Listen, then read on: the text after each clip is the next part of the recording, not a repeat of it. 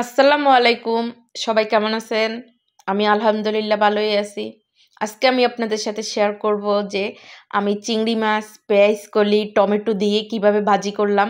তো পেঁয়াজ কলিটা আমি আরকি ভাজি করলে এত মজা লাগে এই শীতের দিনে আরকি পেঁয়াজ কলি যেটার সাথে ভুনা, ভাজি যেকোনো জিনিসের সাথে দিলেই পেঁয়াজ কলিটা ভাল লাগে। তো আমি এখানে ৪-৫ টা চিংড়ি মাছ নিছি আরকি। পেঁয়াজ কলিটা একবার চাইছি ডিম দিয়ে ভাজি করব। তখন বলি যে ডিম দিয়ে পরে ভাজি করব। আজকে চিংড়ি মাছ ৪-৫ টা দিয়ে ভাজি করি। আর বাকি চিংড়িগুলি আমি লাউ রান্না করছি।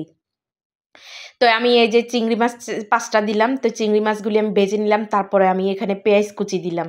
এখনকার নতুন পেঁয়াজ তো, নতুন পেঁয়াজ যার কারণে বেশি কুচি করা যায় না। একটু মোটা, মোটা হইয়া যায় কাটতে গেলে আরকি।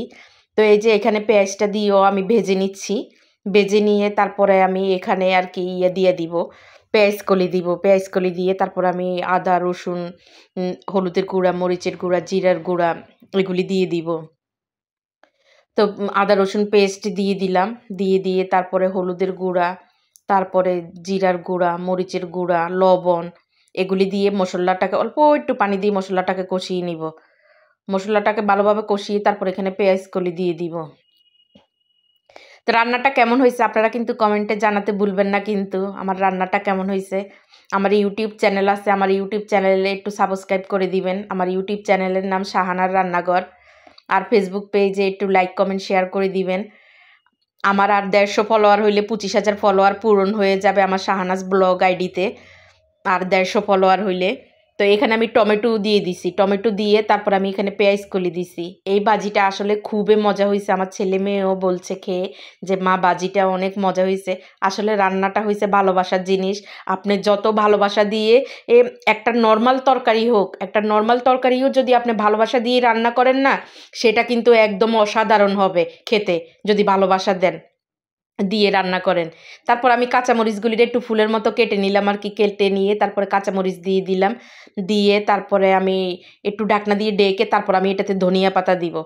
ধনিয়া পাতা দিব। তো পেঁয়াজ কলিটা ভাজিটা এভাবে চিংড়ি মাছ দিয়ে যদি কেউ না খান তাইলে খেয়ে দেখেন। খুবই মজা চিংড়ি মাছ দিয়ে পেঁয়াজ কলি ভাজিটা।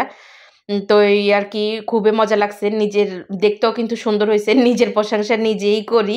আপনারা না করতে আমি নিজের প্রশংসা নিজেই করি। তো এই যে আরকি ধনিয়া পাতা দিয়ে দিলাম। দিয়ে তারপরে আমি এটাকে একটু ঢেকে দিব। একটু নেড়েচেড়ে দিব। একটু নেড়েচেড়ে দিয়ে তারপর আমি ঢেকে দিব। ঢেকে দিয়ে তারপরে আমি এটাকে করব। আবার আমার একটা পিরিচ আছে। পিরিচের মধ্যে আমি ঢেলে নিয়ে নিব আরকি। তো অসম্ভব মজা হইছে এই পেঁয়াজ কলিটা, কি আর বলবো। আজকে আর পেজের কথা বেশি বললাম না। তো আমার ১৫০ ফলোয়ার হইলে আরকি আমার ফেসবুক পেজ শাহনাজ ব্লগে আরকি ২৫,০০০ ফলোয়ার পূরণ হবে। তো সবকিছু সম্ভব হইছে আসলে আপনাদের সহযোগিতায়। আপনাদের সহযোগিতা করছেন বলে আসলে এতদূর আসতে পারছি। আর আমি অনেক কষ্ট করি, ঘুমের অনেক ব্যাঘাত ঘটে। এই যে আমার পেঁয়াজ কলিটা ভাজি হয়ে গেছে কিন্তু। এবার আমি একটা পিরিচের মধ্যে এটাকে ঢেলে নিব সুন্দরভাবে।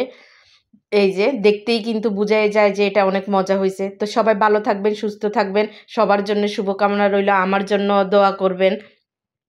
আমার জন্য দোয়া করবেন যেন আমি আগায় যাইতে পারি। যেন আরো আমার পেজটা আরো গ্রো করতে পারি ভালোভাবে।